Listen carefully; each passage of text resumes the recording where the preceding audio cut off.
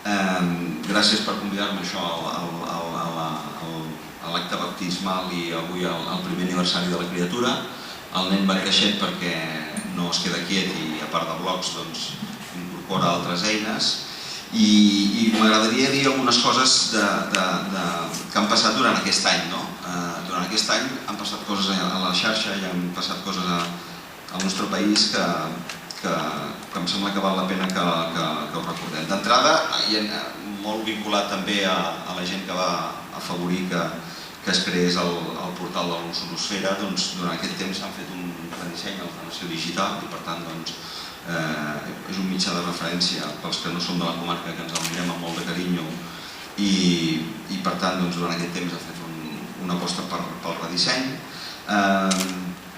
Hi ha hagut una cosa molt potent que és que un president negre ha guanyat les eleccions als Estats Units i ha demostrat que amb internet es pot convertir una persona en el president d'internet, en el primer president global d'internet. Això ho ha fet Obama i no només això, sinó tota la manera o sigui, tot el canvi en la manera d'entendre la política i en la manera de fer política i en la manera de presidir i de governar un país important com els Estats Units. Durant aquest any hem vist això, un senyor que tenia molt poques possibilitats de guanyar les primàries demòcrates les guanya i després com gràcies al suport de la xarxa se n'en surt i aconsegueix guanyar les eleccions i com des del primer minut de partit, quan encara no havia arribat a la Casa Blanca, quan era tot just el president electe, crea una web i dona uns símptomes que els que creiem en això de la xarxa i del 2.0 i tot aquest tinglado ens fa molta il·lusió de veure com per primera vegada algú que tothom respectava i una icona molt potent ens donava la raó a aquells que durant uns anys predicàvem una mica en el desert i amb una certa incomprensió per part de molta gent que se'n reia d'això dels blogs. El que fan més coses és la xarxa i si preguntes per premsa de pagament, per premsa gratuïta, per ràdio, per televisió, les dades són d'una certa davallada i en canvi els joves a la xarxa van pujant i per tant demostra que és el futur.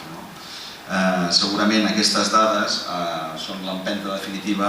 perquè els que ens dediquem als mitjans de comunicació tradicionals o els que estem en empreses de comunicació veiem una mica que no ens hi podem oposar, que el canvi ja és aquí i que no hi haurà ningú que ho pagui. Durant aquest any, alguns, i és el meu cas, ens hem reflexionat, hem fet reflexions i ens hem preguntat si té sentit això dels blogs, perquè els blogs estan en crisi, si la generació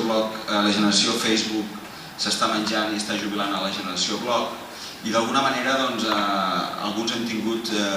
dubtes existencialistes. Jo ara al juliol fa 5 anys que actualitzo el blog gairebé diàriament, no ben bé, però he fet unes quantes anotacions durant aquest temps, i algun dia d'aquest any, des que vam inaugurar i fins avui que celebrem el primer aniversari de l'Ozonosfera, jo he tingut dubtes raonables de si té gaire sentit que continuem fent blog com el fèiem fins ara i de fins a quin punt la relació o la combinació d'artefactes diferents de la web 2.0 matarà el blog o no el matarà. Jo soc una mica clàssic i penso que el blog sempre tindrà una component d'un cert esforç, d'una certa reflexió, de prendre't un temps, de necessitar un teclat que no sigui un iPhone ni una BlackBerry ni una PDA d'aquestes, sinó que encara que sigui un portal que un teclat, una certa estona per escriure alguna cosa, intentar-ho fer amb una mica de gràcia i que s'aguanti una mica. Però clar, encara que t'hi dediquis artesanalment a fer aquesta cosa que va a la baixa o que diguéssim que jo sí que he notat que les visites han anat a la baixa, tot i que t'hi dediquis i vulguis fer reflexions que superin el que puguis dir en 140 caràcters, que és el que et permet fer el Twitter, descobreixes i veus que cada vegada més els apunts del blog es comenten més en el Facebook que no pas en el blog. I per tant, pels 2.0, cada vegada és més fàcil comentar coses que tu dius en el blog, en el Facebook, que no pas en el propi blog. I que el blog d'alguna manera o li hem perdut el respecte o ja no ens ha sentit tan còmodes o té una component de que pots seguir menys fàcilment